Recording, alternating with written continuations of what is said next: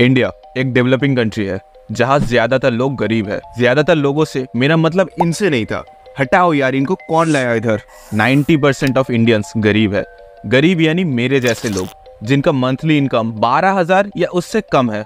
अब इस गरीबी को खत्म करने का एक बहुत ही शॉर्ट और सिंपल तरीका है। ज्यादा कुछ नहीं, बस 10-20 करोड़ 500 के नोट छपवाओ और लोगों के बीच बांट दो, बस प्रॉब्लम सॉल्व। मान लो कि मोदी जी कल टीवी पे आके कहते हैं कि मित्रों, आज रात हर एक भारतीय के खाते में 10 लाख रुपए जमा करवाया जाएगा, एंजॉय। मगर ऐसा भारतीय सरकार क्यों नहीं करती? क्या ये सोल्यूशन उतना ही सिंपल है जितना सुनने में लगता है? उसके लिए तो पूरा वीडियो देखना पड़ेगा।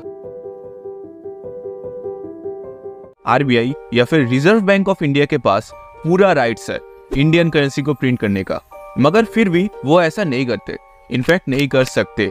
अनलिमिटेड करेंसी प्रिंट करने से लोग और कुछ भी हो, अमीर तो बिल्कुल नहीं होंगे। आइए एग्जाम्पल से समझते हैं। मान लो कि एक कंट्री है फुक्का नगर, जहाँ टोटल 3 किलो चावल मौजूद है जिसकी कीमत है 5 रुपए प्रति किलो, और उस देश में टोटल 3 नागरिक रहते हैं, रामलाल, विनोद और बबीता। रामलाल के पास है 10 रुपए, विनोद के पास 20 और बबीता के पास 30 रुपए। अब फुक्का नगर गवर्नमेंट ने 90 रुपए एक्स्ट्रा प्रिंट किया और तीनों के बीच इक्वली बांट दिया। अभी रामलाल के पास है 40 रुपए, विनोद के पास 50 और बबीता के पास 60 रुपए। अब चावल बेचने वाले को तो पता है कि उनके तीनों कस्टमर्स के पास अभी ज्यादा पैसा है और वो सब पहले से ज्यादा चावल अफोर्ड कर सकता है, तो नेचुरली दुकानदार अपने चावल को महंगा बेचेगा। इसको कहते हैं इन्फ्लेशन या फिर महंगाई।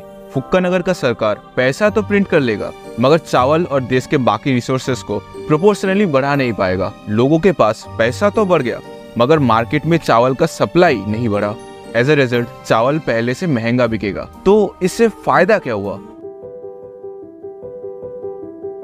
कुछ ऐसा ही देखने को मिला था जिम्बाब्वे में। जिम्बाब्वे कुछ इकोनॉमिक क्राइसिस से गुजर रहा था, जैसे high national debt, economic output decline, export earnings decline वगैरह वगैरह। तब जिम्बाब्वेन गवर्नमेंट को ये ख्याल आया कि चलो ढेर सारे पैसे प्रिंट करवा देते हैं, प्रॉब्लम सॉल्व। तुरंत काम पे लग गए। 2008 की बात है, छप्पर फाड़ के नोट्स प्रिंट करवाया गया और जनता के बीच बांट दिया। 1 मिलियन, 100 मिलियन, 1 बिलियन, यहाँ तक कि 100 ट्रिलियन जिम्बाब्वेन डॉलर्स तक प्रिंट किया। 100 ट्रिलियंस। 100 ट्रिलियंस में कितने जीरोस होते हैं मुझे कमेंट्स में बताना। इससे क्या हुआ?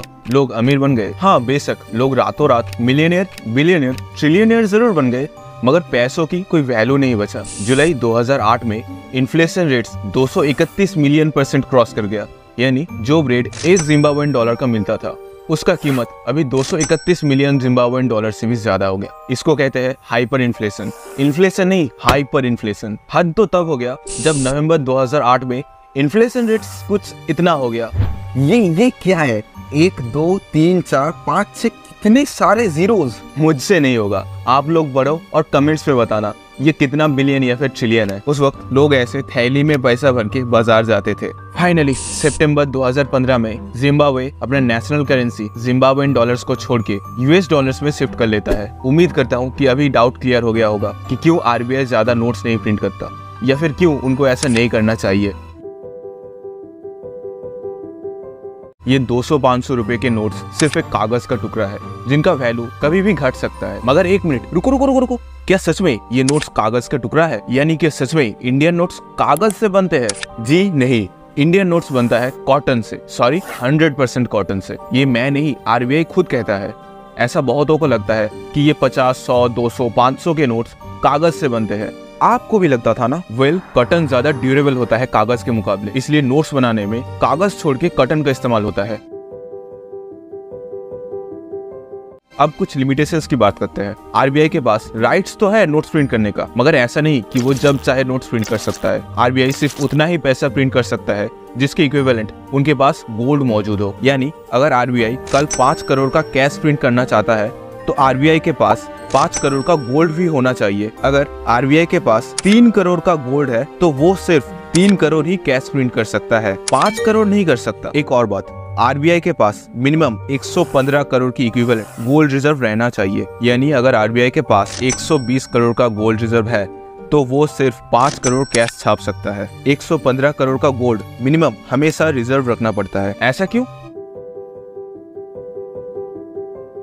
जब कोई इंटरनेशनल ट्रेड होता है, मान लो कि कल इंडिया अमेरिका से कुछ खरीदता है, तो ट्रेडिंग किस करेंसी में होगा, इंडियन रुपी या फिर यूएस डॉलर। इंडियन रुपी तो यूएस में सिर्फ एक कपड़े का टुकड़ा है, यही गोल्ड रिजर्व्स का एंट्री होता है।